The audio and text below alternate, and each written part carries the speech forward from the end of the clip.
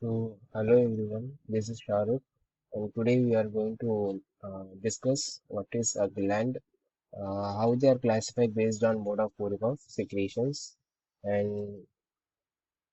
what are cell junctions and its type, and what are connective tissue, and what are its type. So, in the previous class, we have discussed about the modifications of the cuboidal and columnar epithelium based on the free surface modification. And we have also discussed glandular epithelium classification based on the number of cells.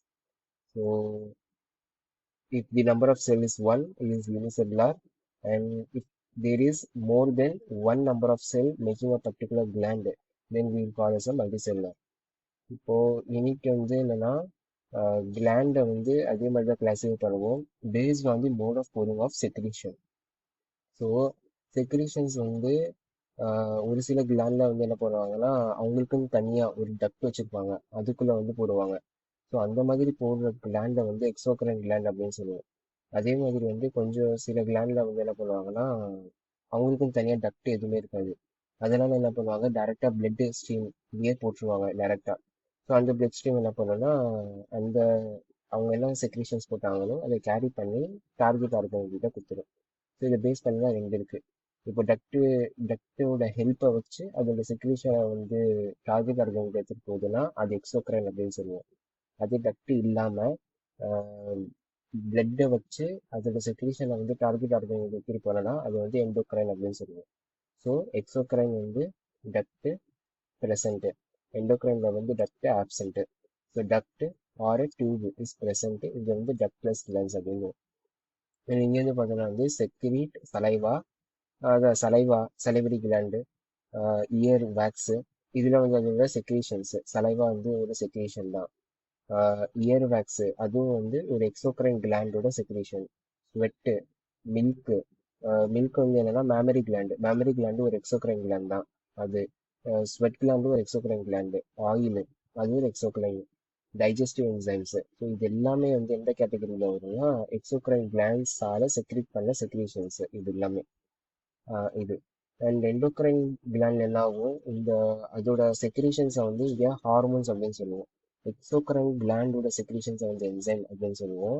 And இதோட endocrine கிளாண்டோட செக்ரீஷன்ஸை வந்து ஹார்மோன்ஸ்னு சொல்லுவோம். இந்த hormones வந்து டைரக்டா blood ஸ்ட்ரீம்ல போட்டுருவாங்க, ஏன்னா அவங்க இது வந்து டக்ட் இருக்காது.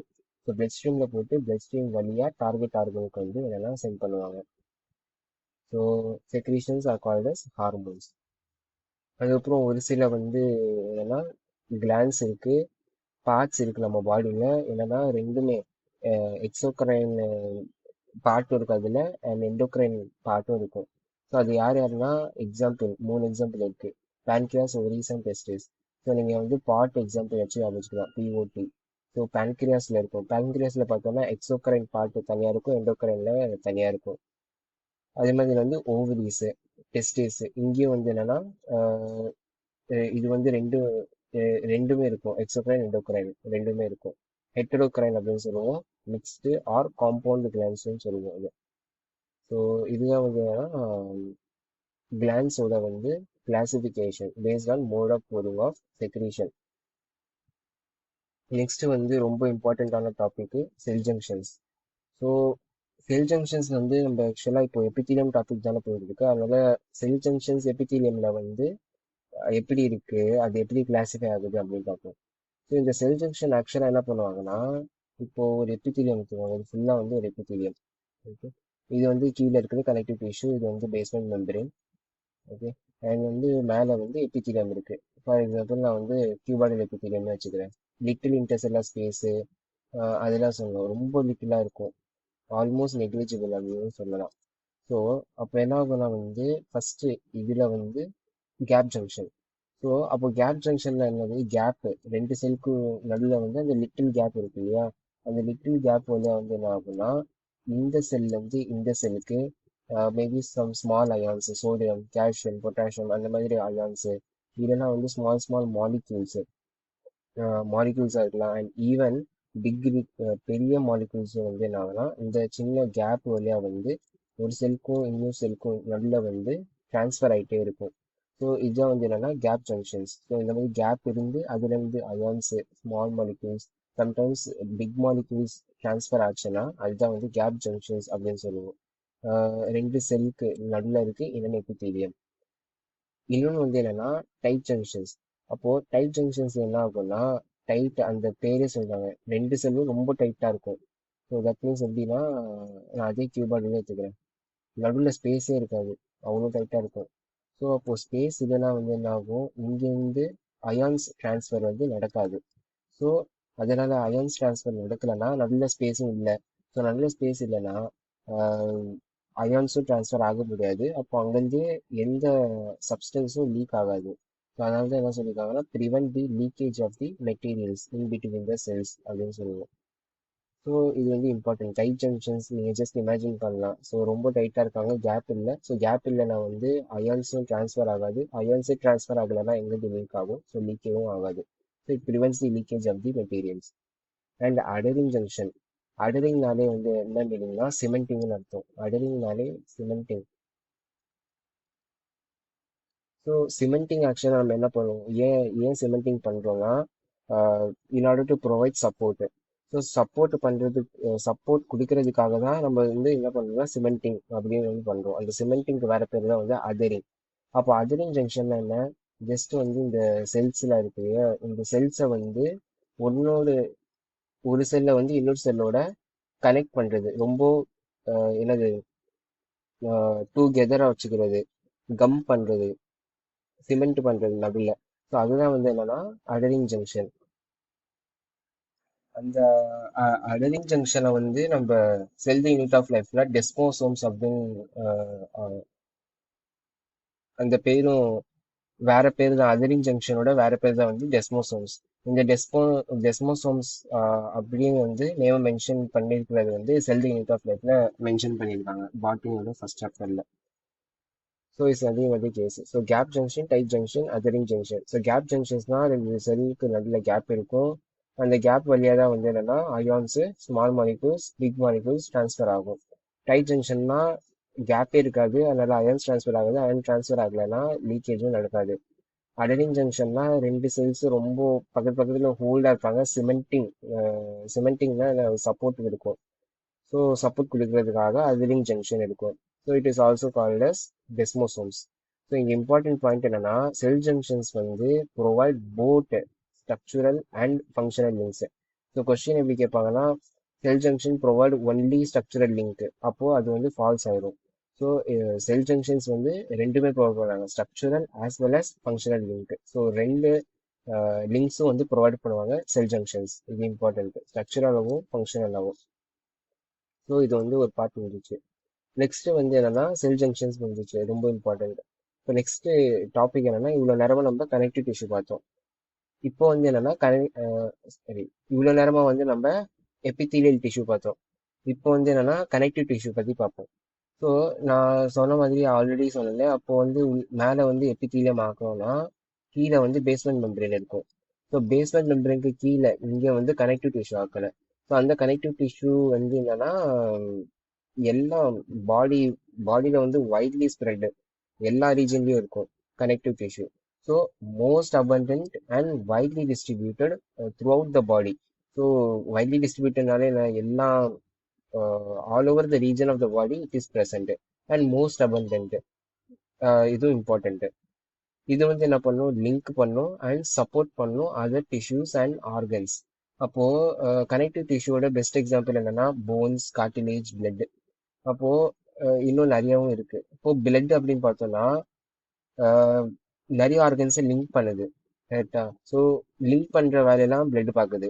அதே மாதிரி போன் வந்து இப்போ நம்ம சோல்ஜர்ல இருந்து என்னது இருக்கு, சோல்ஜரையும் நம்ம கீழே இருக்கிற ஆர்மையும் லிங்க் பண்றது யாருன்னா போன்ஸ் தான். அதே மாதிரி வந்து ஃபீமர் போனு நம்ம பெல்விக் ரீஜன்ல இருந்து கீழே நீ வரைக்கும் லிங்க் பண்றது என்னன்னா ஃபீமர் போன் தான். அந்த மாதிரி போன்ஸ் வந்து லிங்க் பண்ணுவாங்க, as well as cartilage also link between the two bones. நம்ம ரிப்ஸ் எல்லாம் பார்த்தோம்னா நடுவில் வந்து இந்த போன்ஸ் ரிப் வந்து முன்னாடி அட்டாச் ஆகுறது ஸ்டெர்னம்ல. அப்போ அதுக்கு நல்ல வந்து ஹைலிங் கார்டிலேஜ் இருக்கும், அது லிங்கிங் ஃபங்க்ஷன் தான் பண்ணுது. அண்ட் சப்போர்ட் பண்ணும். ஆக்சுவலி போன்ஸ் தான் சப்போர்ட் பண்ணுது நம்ம பாடியை. ஸோ இதெல்லாம் வந்து என்னன்னா கனெக்டிவ் டிஷ்யூ கேட்டகரியில தான் வரும்.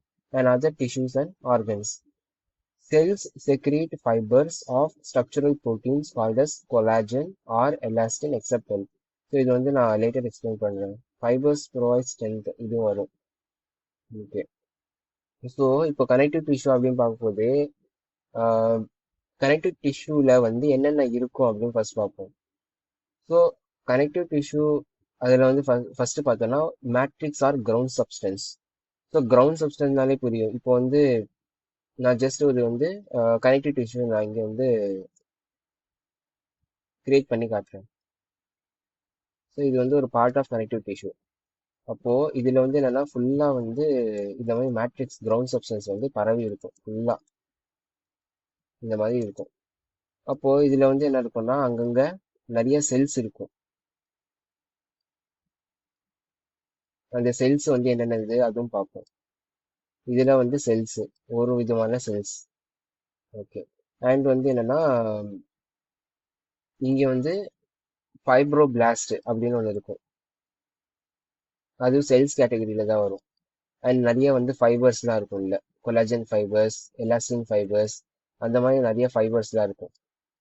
இன் order to provide the strength. So இதெல்லாம் வந்து என்னன்னா constituent of the connective tissue.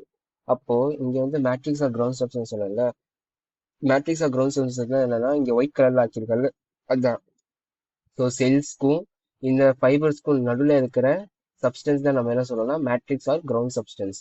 அப்போ இங்க பார்த்தாலே தெரியுது ஒரு வந்து ஒரு ஃப்ளூயிட் மாதிரி ஒன்று கண்டென்ட்.